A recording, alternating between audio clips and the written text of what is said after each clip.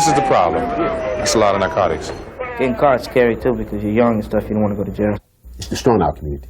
It's in our community. It is there because we tolerate it. I was making like $300 a day. Officer, I didn't do nothing, man. I didn't do nothing, man. Nah, man, I didn't do nothing, officer, man. The drug pusher ends up two places. He ends up dead, or he ends up in somebody's jail. Drive through certain sections of South Florida and you will find people willing to sell you drugs. Heroin, cocaine, and the most popular these days, crack cocaine. You don't even have to get out of your car. They are like outdoor street markets, with the vendors carrying their wares and their profits stuffed in their pockets. And like the characters of a Dickens novel, a big part of the illegal workforce is children. Over the next few days, we will talk to young people who have earned large sums of money working for drug dealers, some even self-employed. We will hear from parents who are frustrated at their inability to keep their children from dealing. And we will talk to community leaders, educators, and police searching for solutions. And finally, we will talk to youngsters who, although tempted, were not lured by the fast cash. Come here, shorty. How old are you? 15. 15? Why aren't you in school? You know, they sit here and they watch the other guys sell drugs. They gonna like, oh, I want to be like him. I want to sell dope. Why would they want to be like them? Because they see all the money. They instead of them working, making $3, $4 an hour, here they can make $3,000, $4,000 here. He didn't see us before we saw him. But he's there to simply watch out. 22. Usually, the drug person recruit young people that's not in the habit of having their own money. We're competing with the street where kids can go out right away with very little training, with no background, and make a lot of money very quickly. And we're telling them that they should stay in school, study, get credentials, and get a job. It's difficult. By all accounts, the ranks of the juvenile drug corps are growing. They can be seen sitting on corners and in the middle of the block. It is a business with very little overhead. Even their posts are easily discarded, plastic milk crates. Some just signal when police are coming through. Others hold money or drugs for safekeeping. Some make deliveries. And all are trying to keep one step ahead of the law, like this youngster who police believe was holding dope, but who got away before they could find out. And look out, they consider this a job like anybody else. You know, they get paid from the dope dealer. $300 to $500 a week. And they operate in shifts, and they stand on corner from corner to corner. And their primary job is just to look out for the police. You don't got to go to school, see? You're just bored when you're in class and stuff. You should be out there making some cash. How much would you say you've made in the 5 months you've been out of school? $6 grand. I sold drugs. I had people selling drugs for me. What did I buy? More drugs, you know. I bought a lot of gold. I bought things for my car. My friend lent me some money. And then I went and bought a 50-cent piece, and then I sold it, and then I gave him his money back, and then I started on my own. The 50-cent piece he started with is a $50 chunk of crack cocaine. Some say they were introduced to drug selling by older adults, often a relative. To talk as fast as a pimp. They get kids in it. He could talk and run his mouth and say, you know, I'll take care of you more than your mom or dad. My brother started out with them. Your brothers helped you get into it? Yeah, he gave it to me and told me to go try to do it on my own. What kind of drugs? What would he give you? Crack cocaine.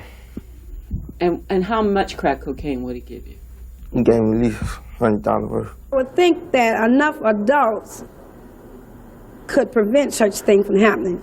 But there's just as many adults that's supplying the kids as it is the parents who's trying to keep them from out there. Minnie McNair knows the problem all too well. Her 18-year-old son, Jesse, seen here in the red shirt, was recently arrested for the second time for possession of crack cocaine with intent to distribute. James against my car. Can't arrest me, man, for what? Police found a bag of crack cocaine and $200 in small bills. He says it was his mother's rent money. She says he's lying, and she's frustrated. I feel that I've lost control. I've did everything I possibly can do. Mrs. McNair believes her younger son, 15, is also dealing, and she fears she is already losing her 13-year-old daughter to the streets. I've threatened them to have them put in jail. I've threatened to take the TV, the telephone, everything from them. I've threatened to put them out. I've did everything. Tomorrow, a look at why crack is so hard to stop. See, this is why you have that across the street, because it is.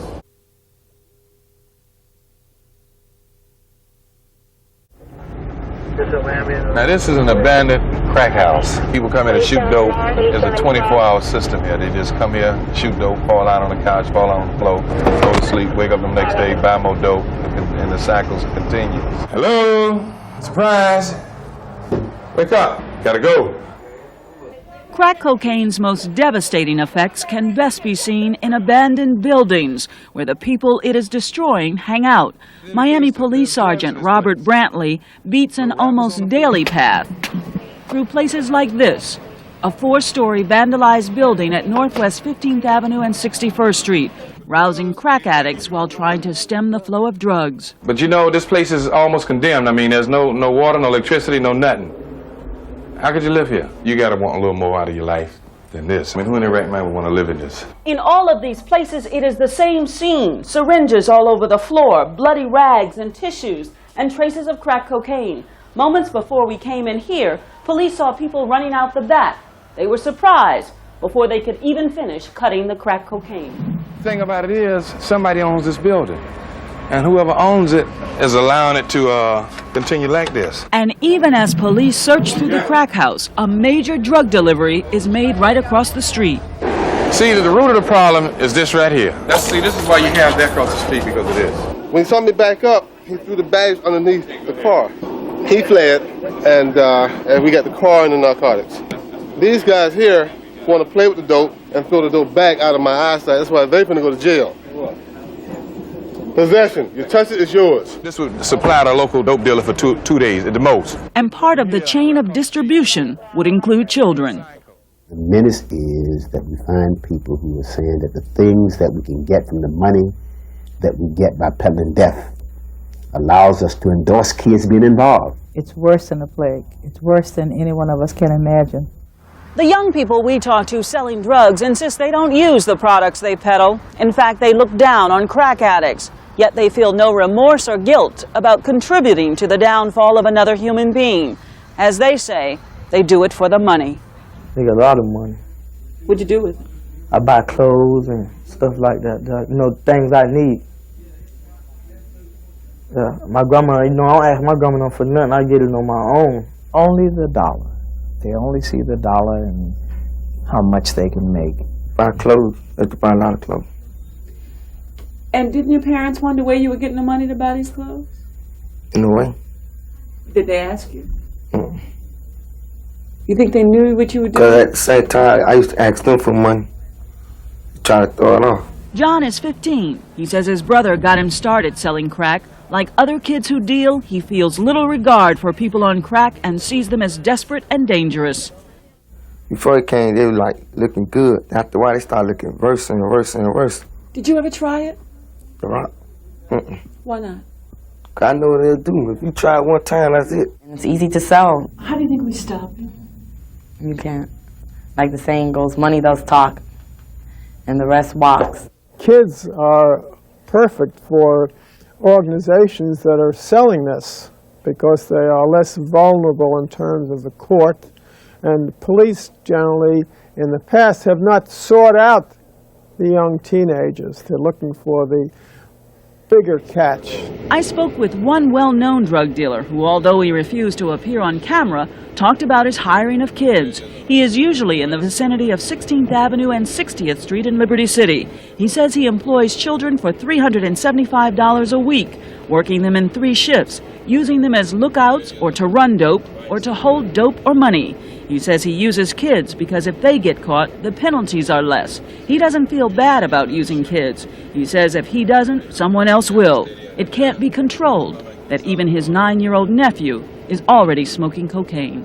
It's destroying our community. It's the most formidable foe that we've ever had since racism in our community. And if all of us don't get outraged about it, it's going to wipe this community out.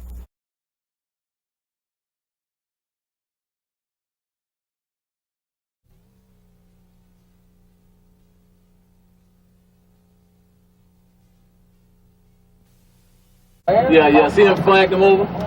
Move in. Caught in a reverse sting, a man who has just allegedly bought some crack cocaine makes an unsuccessful attempt to escape.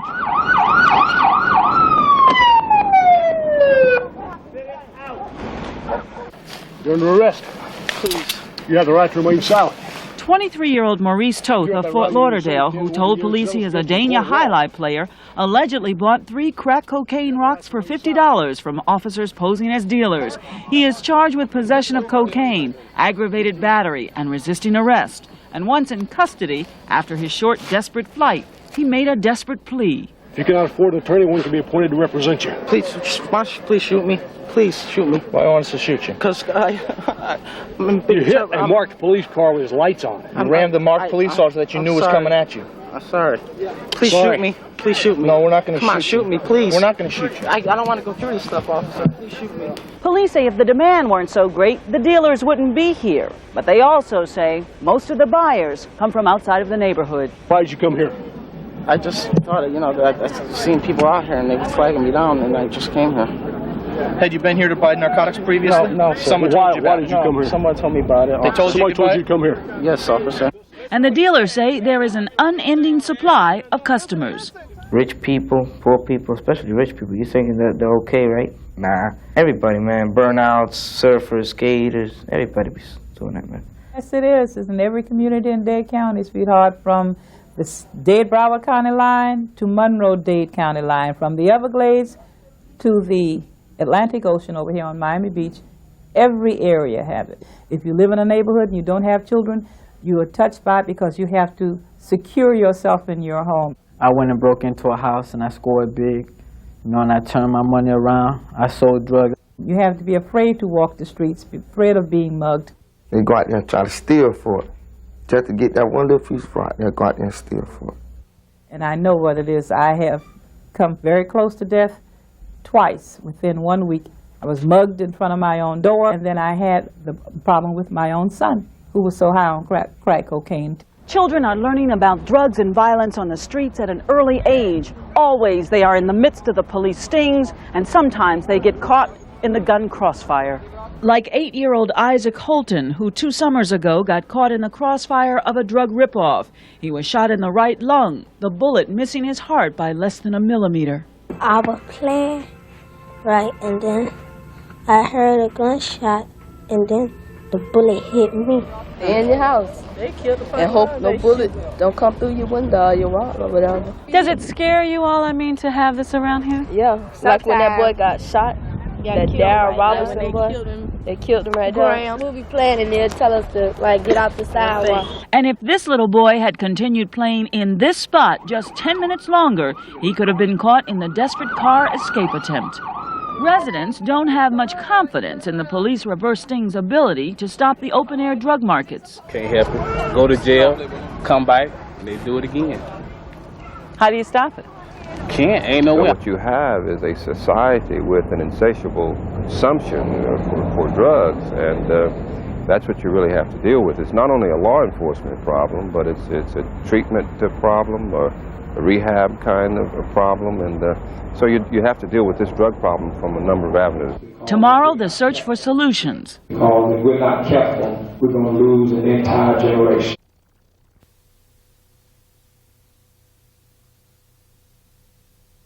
Your children and children's children are facing some of the same temptation. Today is not moonshine, today is crack. From the pulpit to the classroom, community leaders, educators, and police are searching for answers to keep children from falling into the trap of using, buying, or selling illegal drugs. All you see are the fellas driving the nice cars, wearing the nice gold, which is nothing wrong with cars and gold if you get it right, if you get it the right way. But they don't tell you the other part of it. Listen to what I'm going to say to you. Huh? Listen. Sure. You're under arrest. Officer, I didn't do nothing, man. I'm driving today. Take all your jewelry away from you. I'll tell you about their friends getting killed in the streets. I had a friend of mine that overdosed right in front of my face. Man, that was real terrible.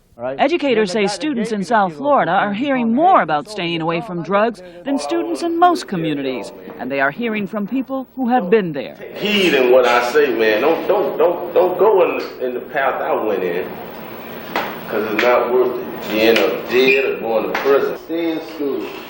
Get your education. Read a book. I wish I would. Nearly all of the young people we talk to who have been involved with selling drugs say it began when they dropped out of school. What made me drop out of school? Too much pressure.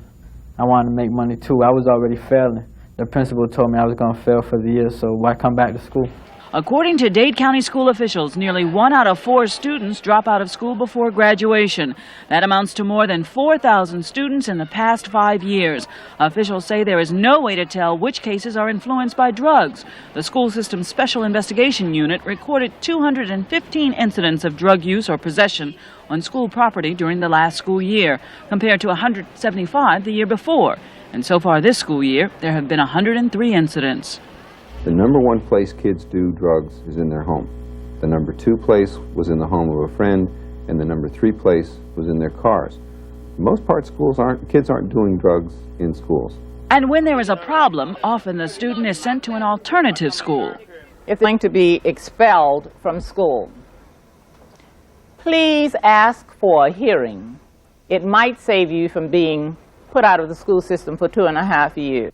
Jan Mann Middle School is one of Dade County's last chance programs for students who have gotten in trouble, including for drugs. If the police officer tells you to halt the first time, stop. We have kids who bring large wads of money to school, and we find a kid like that, a different kid, at least once a month. We have kids offered one of our security persons here $750 a week to work for him.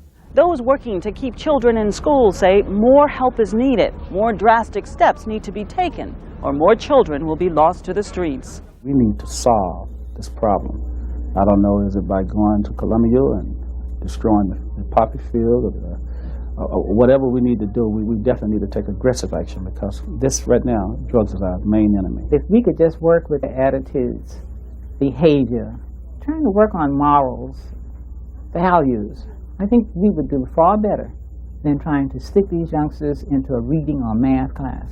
We've got to keep them occupied with wholesome recreation and wholesome activities, because if we don't, then society will find something for them. First of all, we got to free up the police to treat them like what they are, and that is peddlers of death. All right? And the police ought to be allowed to use whatever force they need to use to make them stop peddling death. I just use a phrase that I always used to hear: never seen a drug pusher retire. With an Eyewitness Extra, Peggy Lewis, Channel 10 Eyewitness News.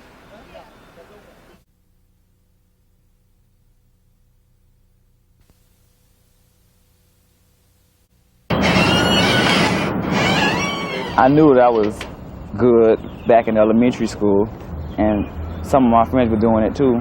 And I figured to stay out of trouble, there's nothing else to do but, get the books and get the grades. 15-year-old Lawrence Forbes grew up in Liberty City. He is a sophomore at Northwestern Senior High and an up-and-coming track star. I run every day. I've been running every day, minus the Sundays, because I have to go to church for 2 hours a day ever since November. His dedication has already begun to pay off. He made the county track team, qualified for the state championship 2 years in a row, all while maintaining above a 3-point grade point average.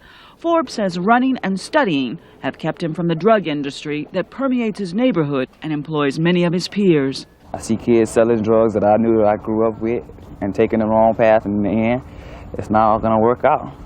See, because if you don't go to school and you just stay home, then you're not doing nothing for yourself. But you can be out there making money, hustling. What makes you different? Well, I'm not really different. It's just that I see those things, and I see that by doing those things, it's not something you can succeed at.